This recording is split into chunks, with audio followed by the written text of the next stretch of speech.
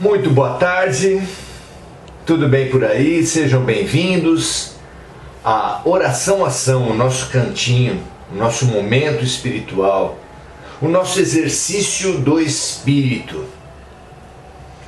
Exercitamos a mente com os estudos, exercitamos o corpo com os exercícios. Também há um exercício do Espírito. Como é esse exercício?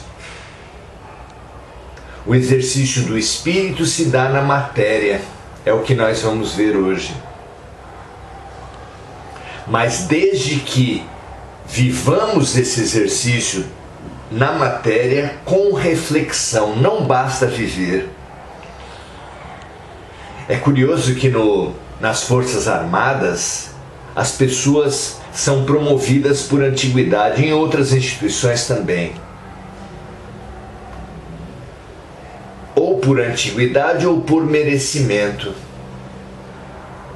No plano espiritual, na nossa evolução, não existe a primeira alternativa, só se evolui por merecimento, nunca por antiguidade. O passar do tempo por si só não garante evolução, não fornece evolução.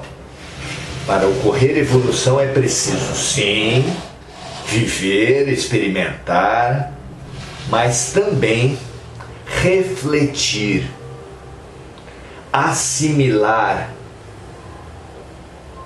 O tempo seria como o material didático de um aluno. É importante ele ter um material didático para o seu processo educativo? Claro que sim. Livros, cadernos, canetas, lápis, borracha, tablet, celular. Mas ter apenas um material didático não é sinônimo de aprendizado. É preciso nos dedicarmos, é preciso nos habilitarmos ao seu uso, é preciso extrairmos desse uso conteúdos, percepções, reflexões, conexões neuroniais. É isso que vai nos dando um equipamento cerebral apto, com as suas sinapses, a dar respostas para outros problemas similares que a vida nos apresentar.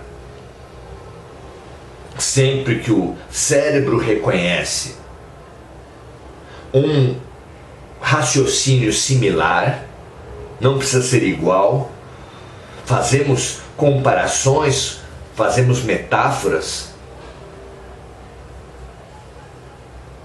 Sempre então que o cérebro reconhece algo similar, usa os mesmos caminhos, as mesmas conexões. É a lei do mínimo esforço, que não é uma lei da acomodação, mas é uma lei da física. Se uma primeira chuva estabeleceu um caminho, um pequeno córrego, numa segunda chuva, a água tende a escorrer pelo mesmo caminho. É absolutamente natural que assim seja, não é?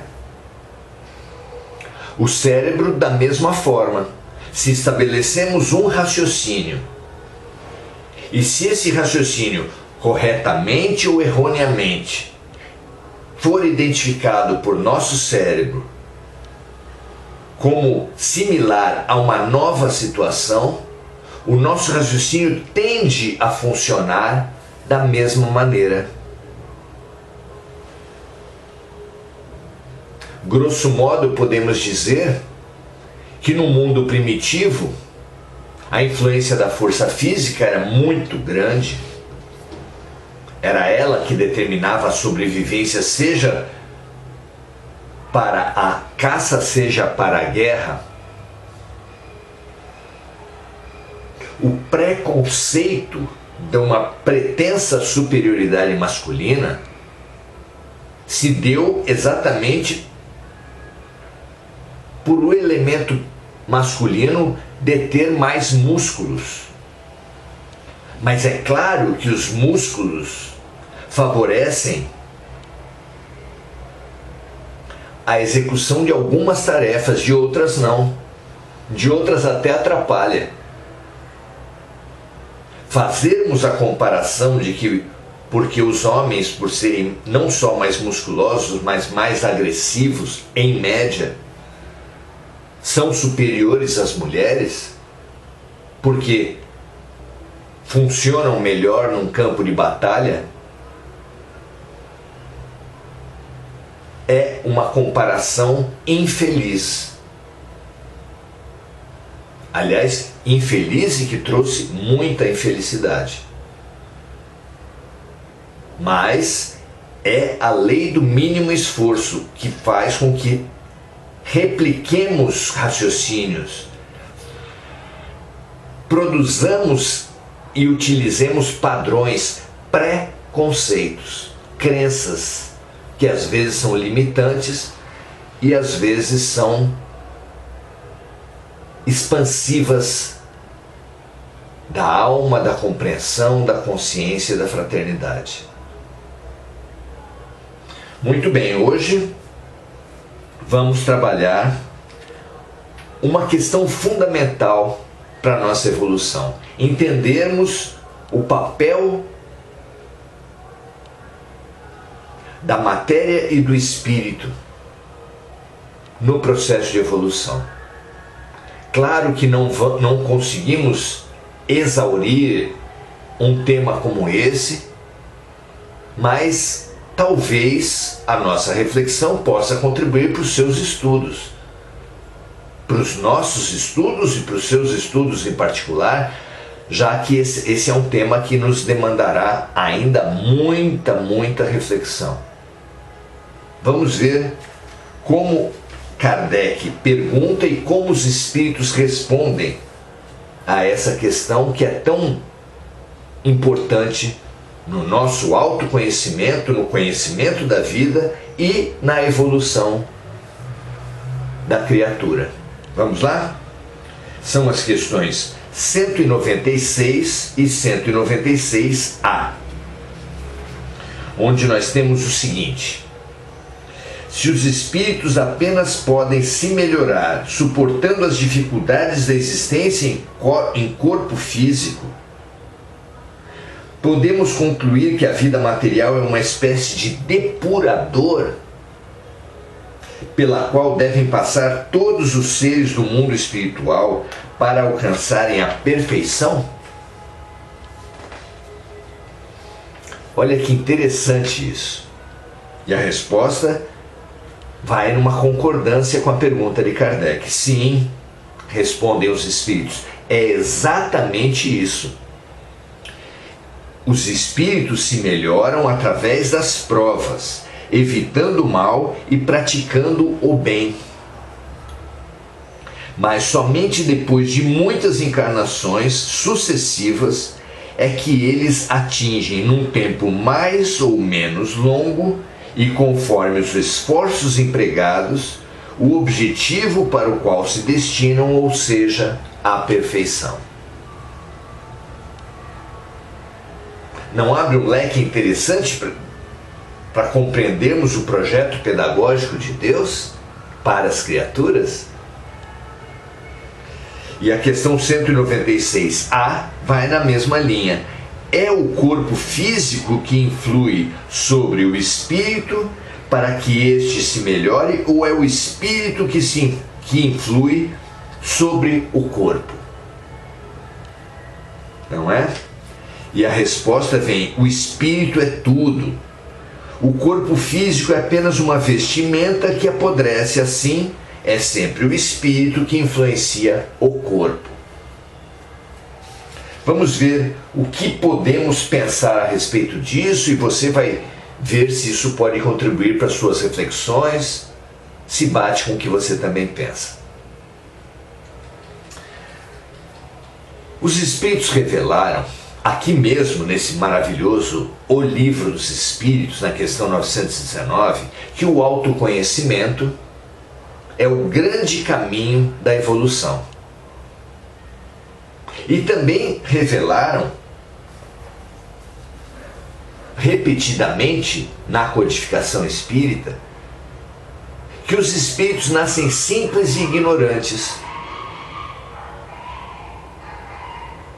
mas que ninguém pense que apenas a ciência, a aquisição de conteúdos acadêmicos, racionais, dá conta, supera a ignorância original da criatura humana.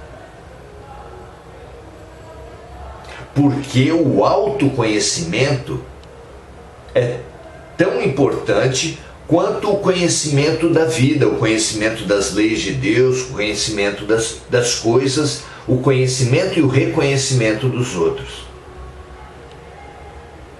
Até porque esse conhecimento não se dá apenas abrangendo o campo racional, o campo lógico, mas também o campo emocional, o campo subjetivo. Então, precisamos demais nos autoconhecer. E a vida no espírito nem sempre propicia esse conhecimento e esse autoconhecimento. Por quê? Porque a vida no espírito não gera as mesmas obrigações que temos aqui na matéria. Pode e deve um espírito, na pátria espiritual, desenvolver trabalhos, servir, estudar, com a mesma dedicação que um espírito consciente apresenta na matéria. Mas são muitos, inclusive a nossa teologia vai nesse mesmo sentido ao conceber o paraíso como uma dimensão de descansos, de relaxamento, de nada a fazer, que concebem a vida espiritual como um eterno descanso, que não se dispõe ao serviço, ao aprendizado, ao estudo. São almas imaturas que ainda só são comandadas por necessidades objetivas, pelas premências do instinto, da sobrevivência, da objetividade. Essas almas primitivas ainda não podem evoluir senão na matéria. Por quê? Porque a matéria explicita as nossas necessidades, transforma os nossos desafios em questões concretas, em desafios visíveis, tangíveis, urgentes, imprescindíveis à própria sobrevivência. Um dos grandes mecanismos da matéria apresentar, pautar, explicitar os problemas da criatura à própria criatura é a doença, é o corpo físico. O corpo físico, essa porção tão íntima da matéria, ele explicita as desarmonias do corpo espiritual. Então as nossas ignorâncias, nossas crenças limitantes, nossos sentimentos tóxicos como preconceitos, medos, mágoas e culpas, deformam o nosso corpo espiritual, que é a forma, que é o modelo organizador biológico do corpo físico, e transmite essas desarmonias ao corpo físico na forma de doença. Por que isso? Para que, correndo atrás da cura do corpo físico, nas angústias, na ameaça de morte que toda doença simboliza mais fortemente ou menos ao corpo físico, nós sejamos induzidos a reflexões fundamentais.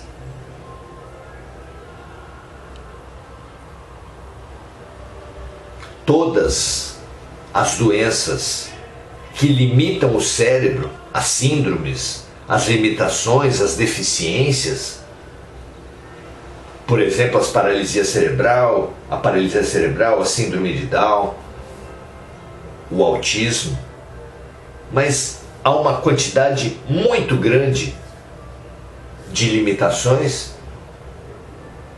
sugere a necessidade da criatura revalorizar a mente, revalorizar a inteligência. E por que uma criatura precisa revalorizar a inteligência? Porque usou mal. Porque gerou distorções no seu corpo espiritual pelo mau uso dessa fabulosa ferramenta. Suponha a figura de um pai que realiza concertos domésticos, usando, é claro, ferramentas, e cujo filhinho, ao ver o pai com as ferramentas, querendo imitá-lo, pega de sua mala de ferramentas algumas ferramentas também. O pai, atento, ao mesmo tempo que faz o seu concerto, observa a criança. Se a criança, com uma chave de fenda, curiosa, leva a ferramenta até uma tomada elétrica, leva a ferramenta até uma área sensível do seu corpo, ou do corpo do irmão, por exemplo, o olho, esse pai atento não ficará inerte. Ele poderá até, ele irá advertir, irá alertar a criança, mas se ela teima, ele poderá até retirar essa ferramenta. Para quê? Para a criança revalorizar, se sentir desafiada e num futuro poder conquistar o bom uso da ferramenta. Se o pai adverte várias vezes e a criança continua usando mal, por pura teimosia, ele pode sim retirar. A criança vai sofrer, pode até abrir um berreiro, mas o pai pacientemente, se for um bom pai, se estiver num bom dia, vai explicar para a criança: filho, papai falou que não era para usar desse jeito, daquele e daquele outro, você insistiu.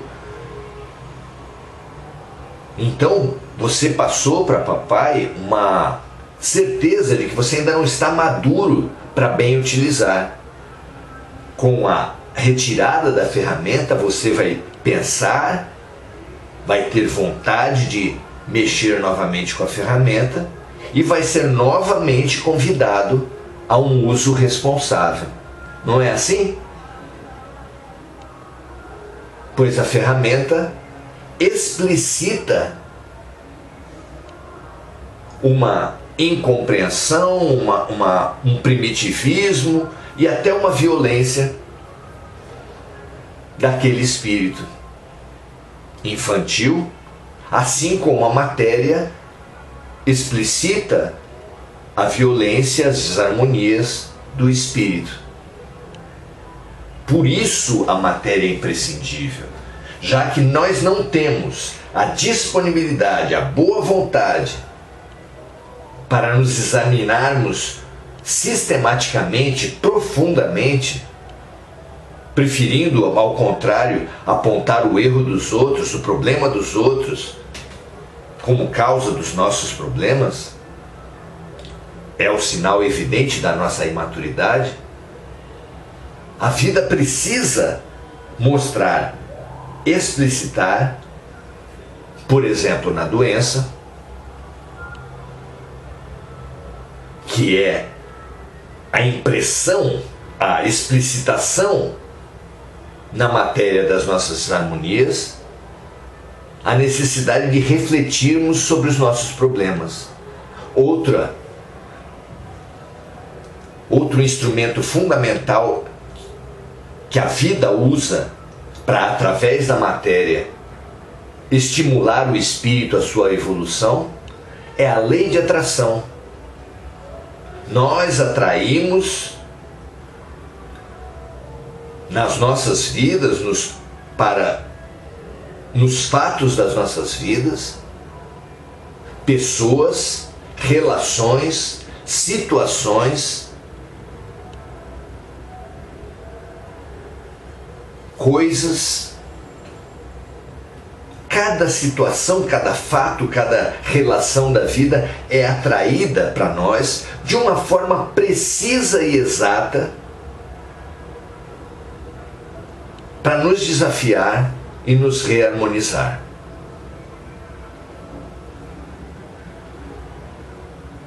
Isso também acontece no mundo espiritual, mas o mundo espiritual tem menos diversidade, porque é um mundo regido pela sintonia. As colônias, os vales, os agrupamentos, as cidadelas são basicamente formados por semelhantes, o que não acontece na matéria. Na matéria você vai ter uma grande diversidade, e essa diversidade vai possibilitar à vida uma explicitação maior dos nossos desafios. Não é interessante isso? É assim que a matéria se faz reveladora, revela, materializa, imprime o que já estava como desarmonia ou também como harmonia no nosso espírito. Nossos corpos, os acidentes, as coincidências, as sincronicidades, os encontros, o aparente acaso que não existe, tudo é a matéria explicitando situações que nós, no espírito, tendo olhos não vemos, tendo ouvidos não ouvimos. Vejam, meus amigos, tantos de nós vivemos as situações e repetimos as situações por nem na matéria conseguirmos enxergar o desafio pedagógico e terapêutico que está contido nela. Nem na matéria às vezes conseguimos enxergar, quanto mais no espírito, onde as situações são mais subjetivas, mais etéreas, menos explícitas. Não é interessante? E aqui na resposta surge também a questão da influência. E a resposta dos espíritos são que o espírito é que influencia a matéria, o que é demonstrado pelo que nós já conversamos até aqui. São as harmonias do corpo espiritual que são transmitidas ao corpo físico, são as necessidades do corpo espiritual que são explicitadas e trazidas para próximo do indivíduo pela lei de atração, fazendo com que nos cerquemos de grandes remédios e das principais lições que precisamos a cada segundo, fazendo com que o agora seja o grande foco para a nossa evolução. Que não caia uma folha de uma árvore que não seja pela vontade de Deus. Então, é o espírito, é a dimensão espiritual, é a necessidade espiritual que influi sobre o corpo físico, mas não deixa de ser também o contrário. Vamos primeiro à resposta que os espíritos deram. O espírito é tudo, o corpo físico é apenas uma vestimenta que apodrece, assim é sempre o espírito que influencia o corpo. Não há dúvida, é um raciocínio claro. Só que existe uma contra-influência também, como o próprio espírito já respondeu na pergunta anterior. É imprescindível ao espírito, à evolução do espírito, a vivência na matéria, ou seja, a matéria também influencia no espírito, na medida em que torna visíveis, tangíveis, evidentes e torna exigível a vivência na desarmonia, cuja superação levará a uma cura, a um aprendizado, a uma evolução espiritual. Muito interessante essa expansão de compreensão, e quando tivermos essa compreensão, pararemos de brigar com a vida, pararemos de brigar com as relações, pararemos de brigar com as relações, tudo que acontece à nossa volta. Aceitaremos a matéria, por um lado, parando de brigar, de nos revoltar com a vida, o que dará também o efeito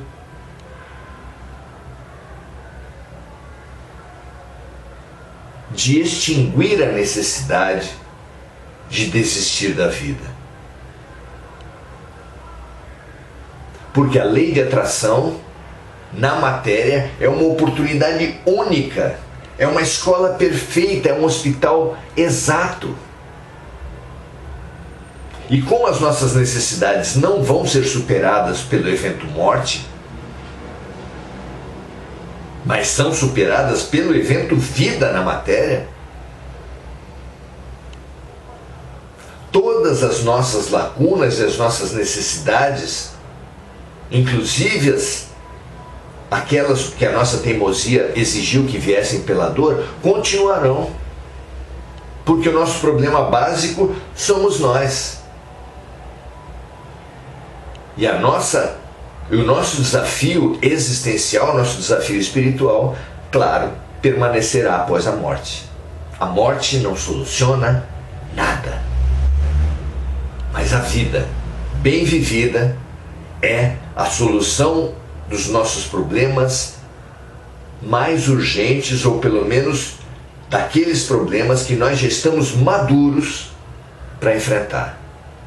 Dediquemo-nos à matéria, dediquemo-nos à vida, dediquemo-nos àquilo que atraímos, dediquemos ao agora. Fabulosa ferramenta de bem viver.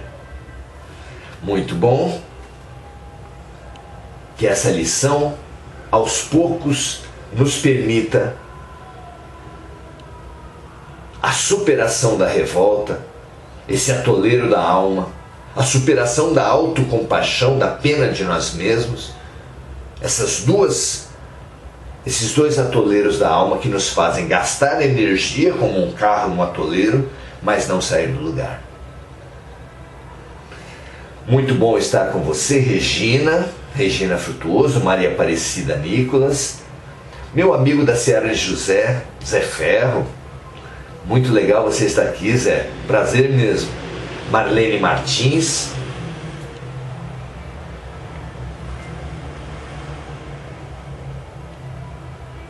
Maria Aparecida Rodrigues, Audi, grande amiga de algum tempo. Temos feito bons diálogos, boas conversas. Regina Frutuoso, nossa amiga de muitos momentos também. Orlando César, André Salvatore, muito bom estarmos aqui. André também, nossa companheira de diversos momentos. Que a gente permaneça aberto, permaneça atento, que essa nossa conversa não seja de forma alguma ponto final de nada, mas seja o início ou o estímulo ao aprofundamento dos seus estudos. Muita coisa para aprender, muita coisa para nos conhecer e muitíssima coisa para evoluir. conhecimento, autoconhecimento e prática do bem, esses 3 pilares que exigem, que merecem a nossa dedicação para toda a construção da nossa própria evolução espiritual. Um grande abraço, um prazer estarmos juntos. Amanhã, domingo, às 17h30, continuaremos o nosso curso Encontros Essenciais com Cristo, onde nós temos estudado o Sermão do Monte, o cerne, o coração do Evangelho. Convite imperdível, venha conosco, será um prazer, serão todos muito bem-vindos. Até amanhã, um grande abraço, ótimo final de sábado para todos vocês.